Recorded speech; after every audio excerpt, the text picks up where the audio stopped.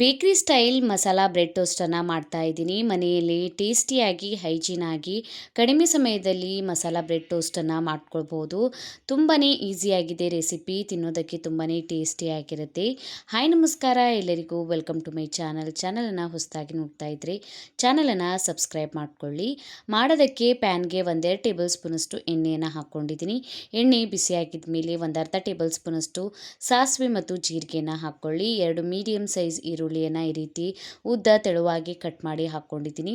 ನೀವು ಬೇಕಾದರೆ ಸಣ್ಣ ಕೂಡ ಕಟ್ ಮಾಡ್ಕೊಂಡ್ಬಿಟ್ಟು ಹಾಕ್ಕೊಳ್ಬೋದು. ಇದನ್ನು ಒಂದೆರಡು ನಿಮಿಷ ಸ್ವಲ್ಪ ಸಾಫ್ಟ್ ಆಗೋವರೆಗೂ ಫ್ರೈ ಮಾಡ್ಕೊಳ್ಳಿ. 2 ಹಸಿಮೆಣಸಿನ್ಕಾಯಿನ ಸಣ್ಣ ಕಟ್ ಮಾಡಿ ಹಾಕ್ಕೊಂಡಿದ್ದೀನಿ. ಇದನ್ನು ಕೂಡ ಫ್ರೈ ಮಾಡ್ಕೊಳ್ಳಿ. ಖಾರಕ್ಕೆ ತಕ್ಕಂತೆ ಹಸಿಮೆಣಸಿನ್ಕಾಯಿನ ಜಾಸ್ತಿ ಕಡಿಮೆ ನೀವು ಮಾಡ್ಕೊಳ್ಬೋದು. 1 ಕಪ್ಪಷ್ಟು ನಾನಿಲ್ಲಿ ಗೋಬಿಯನ್ನು ಈ ರೀತಿ ತೆಳುವಾಗಿ ಕಟ್ ಮಾಡಿ ಹಾಕ್ಕೊಂಡಿದ್ದೀನಿ. ಗ್ರೇಟರಲ್ಲಿ ಇದನ್ನು ತುರ್ಕೊಂಡ್ಬಿಟ್ಟು ಕೂಡ ಹಾಕ್ಕೊಳ್ಬೋದು. ಸರಿಯಾಗಿ ಇದನ್ನು ಕೂಡ ಮಿಕ್ಸ್ ಮಾಡ್ಕೊಳ್ಳಿ. ಸ್ವಲ್ಪ ಸಾಫ್ಟ್ ಆಗೋವರೆಗೂ ಬೇಯಿಸ್ಕೊಳ್ಳಿ. ಎಲ್ಲ ಒಂದೊಂದಾಗಿ ಹಾಕ್ಕೋತಾ ಈ ರೀತಿ ಮಿಕ್ಸ್ ಮಾಡಿ. ಒಂದು ಅರ್ಧ ಕ್ಯಾಪ್ಸಿಕಮನ್ನು ಹಾಕ್ಕೊಂಡಿದ್ದೀನಿ ಸಣ್ಣ ಕಟ್ ಮಾಡ್ಕೊಂಡ್ಬಿಟ್ಟು. ಇದನ್ನು ಕೂಡ ಸರಿಯಾಗಿ ಈ ರೀತಿ ಮಿಕ್ಸ್ ಮಾಡ್ಕೊಂಡ್ಬಿಟ್ಟು ಫ್ರೈ ಮಾಡ್ಕೊತಾ ಇದ್ದೀನಿ. ಒಂದೊಂದಾಗಿ ಹಾಕ್ಕೊಂಡ್ಬಿಟ್ಟು ಫ್ರೈ ಮಾಡಿಕೊಂಡ್ರೆ ಚೆನ್ನಾಗಿ ಸಾಫ್ಟ್ ಆಗುತ್ತೆ ಮತ್ತು ಟೇಸ್ಟಿಯಾಗಿರುತ್ತೆ. ನೀರು ಕೂಡ ಬಿಡೋದಿಲ್ಲ, ಟೋಸ್ಟ್ ಮೆತ್ತಗಾಗೋದಿಲ್ಲ.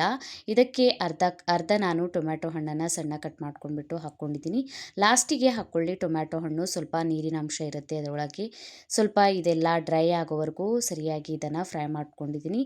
ಒಂದು ಅರ್ಧ ಟೇಬಲ್ ಸ್ಪೂನಷ್ಟು ಧನಿಯಾ ಪೌಡರ್ನ ಹಾಕ್ಕೊಳ್ಳಿ. ಅರ್ಧ ಟೇಬಲ್ ಸ್ಪೂನಷ್ಟು ಗರಂ ಮಸಾಲಾನ ಹಾಕ್ಕೊಂಡಿದ್ದೀನಿ. ಅರ್ಧ ಟೇಬಲ್ ಸ್ಪೂನಷ್ಟು ಖಾರದ ಪುಡಿಯನ್ನು ಹಾಕ್ಕೊಳ್ಳಿ. ಜಾಸ್ತಿ ಕಡಿಮೆ ನಿಮಗೆ ಖಾರಕ್ಕೆ ತಕ್ಕಂತೆ ಹಾಕ್ಕೊಳ್ಬೋದು. ರುಚಿಗೆ ತಕ್ಕಷ್ಟು ಉಪ್ಪನ್ನು ಸೇರಿಸ್ಕೊಳ್ಳಿ. ಅರ್ಧ ಟೇಬಲ್ ಸ್ಪೂನಷ್ಟು ಅರಿಶಿಣದ ಪುಡಿಯನ್ನು ಹಾಕ್ಕೊಂಡಿದ್ದೀನಿ. ಸರಿಯಾಗಿ ಎಲ್ಲ ಮಸಾಲೆಗಳನ್ನು ಮಿಕ್ಸ್ ಮಾಡ್ಕೊಳ್ಳಿ. ಈ ರೀತಿ ಈಗ ಸರಿಯಾಗಿ ಮಿಕ್ಸ್ ಮಾಡ್ಕೊಂಡ್ಬಿಟ್ಟು ಲಾಸ್ಟಿಗೆ ಸಣ್ಣ ಕಟ್ ಮಾಡ್ಕೊಂಡಿರುವಂತಹ ಕೊತ್ತಂಬರಿ ಸೊಪ್ಪನ್ನು ಹಾಕಿ ಸರಿಯಾಗಿ ಇದನ್ನು ಮಿಕ್ಸ್ ಮಾಡ್ಕೊಳ್ಳಿ. ಪೂರ್ತಿಯಾಗಿ ಈ ರೀತಿ ಡ್ರೈ ಆಗಿರಬೇಕು. ನೀರಿನ ಅಂಶ ಏನಾದರೂ ಇದ್ದರೆ ಬ್ರೆಡ್ ಮೇಲೆ ಹಾಕಿದಾಗ ಸಾಫ್ಟ್ ಆಗಿಬಿಡುತ್ತೆ. ಈಗ ಹಂಚನ್ನು ಬಿಸಿ ಮಾಡೋದಕ್ಕೆ ಇಟ್ಟಿದ್ದೀನಿ. ಇದ್ರ ಮೇಲೆ 1 ಟೇಬಲ್ ಸ್ಪೂನಷ್ಟು ಬೆಣ್ಣೆಯನ್ನು ಹಾಕ್ಕೊಂಡಿದ್ದೀನಿ. ಬೆಣ್ಣೆ ಬದಲಿಗೆ ತುಪ್ಪ ಕೂಡ ಬಳಸ್ಕೊಳ್ಬೋದು. ಎಣ್ಣೆಯನ್ನು ಬಳಸಬೇಡಿ, ಬೆಣ್ಣೆ ಅಥವಾ ತುಪ್ಪನ ಬಳಸ್ಕೊಂಡ್ಬಿಟ್ಟು ಮಾಡಿ, ಚೆನ್ನಾಗಿ ಟೇಸ್ಟ್ ಬರುತ್ತೆ. ಈಗ ನಾನು ಬ್ರೆಡ್ ಸ್ಲೈಸಸ್ಗಳನ್ನು ಇಟ್ಕೋತಾ ಇದ್ದೀನಿ. ಒಂದು 4 ಬ್ರೆಡ್ ಸ್ಲೈಸಸ್ಗಳನ್ನು ಇಟ್ಕೊಂಡ್ಬಿಟ್ಟು ಇದನ್ನು 2 ಕಡೆಯಿಂದ ಸ್ವಲ್ಪ ರೋಸ್ಟ್ ಮಾಡ್ಕೊಳ್ಳಿ. ಸ್ವಲ್ಪ ಬೆಣ್ಣೆಯನ್ನು ಮತ್ತೆ ಹಾಕ್ಕೊಂಡಿದ್ದೀನಿ. ಸರಿಯಾಗಿ ರೋಸ್ಟ್ ಆಗುತ್ತೆ. ಈ ರೀತಿ ಪ್ರೆಸ್ ಮಾಡಿಕೊಂಡ್ರೆ ಸರಿಯಾಗಿ ಗೋಲ್ಡನ್ ಬ್ರೌನ್ ಕಲರ್ ಬರುತ್ತೆ ಬ್ರೆಡ್ಡಿಗೆ. ಈಗ 2 ಕಡೆಯಿಂದ ನಾನು ಇದನ್ನು ಸರಿಯಾಗಿ ಫ್ರೈ ಮಾಡ್ಕೊಂಡಿದ್ದೀನಿ. ಈಗ ಗ್ಯಾಸ್ ಫ್ಲೇಮನ್ನು ಮೀಡಿಯಮಲ್ಲಿ ಇಟ್ಕೊಂಡ್ಬಿಟ್ಟು ನಾವು ರೆಡಿ ಮಾಡ್ಕೊಂಡಿರುವಂತಹ ಸ್ಟಫಿಂಗನ್ನು ಇದರ ಮೇಲೆ ಹಾಕ್ಕೊಳ್ಳಿ. ಜಾಸ್ತಿನೇ ಸ್ಟಫಿಂಗನ್ನು ಹಾಕ್ಕೊಳ್ಳಿ, ಚೆನ್ನಾಗಿ ಟೇಸ್ಟ್ ಬರುತ್ತೆ. ನೋಡಿ ಈಗ ಸರಿಯಾಗಿ ಈ ರೀತಿ ಸ್ಟಫಿಂಗನ್ನು ಹಾಕ್ಕೋತಾ ಇದ್ದೀನಿ. 4 ಮೇಲೂ ಕೂಡ ಸ್ಟಫಿಂಗನ್ನು ಹಾಕ್ಕೊಂಡಿದ್ದೀನಿ. ಗ್ಯಾಸ್ ಫ್ಲೇಮನ್ನು ಸಿಮ್ಮಲ್ಲಿ ಇಟ್ಕೊಂಡ್ಬಿಟ್ಟು ಹಾಕ್ಕೊಳ್ಳಿ. ಕೆಳಗಡೆಯಿಂದ ಬ್ರೆಡ್ ಕೂಡ ಚೆನ್ನಾಗಿ ಕ್ರಿಸ್ಪಿ ಆಗುತ್ತೆ. ಜಾಸ್ತಿ ಹೈ ಫ್ಲೇಮ್ನಲ್ಲಿ ಇಟ್ಕೊಂಡ್ರೆ ಬ್ರೆಡ್ ಹೋಗಿಬಿಡುತ್ತೆ. ನೋಡ್ಕೊಂಡ್ಬಿಟ್ಟು ನೀವು ಹಾಕ್ಕೊಳ್ಬೋದು.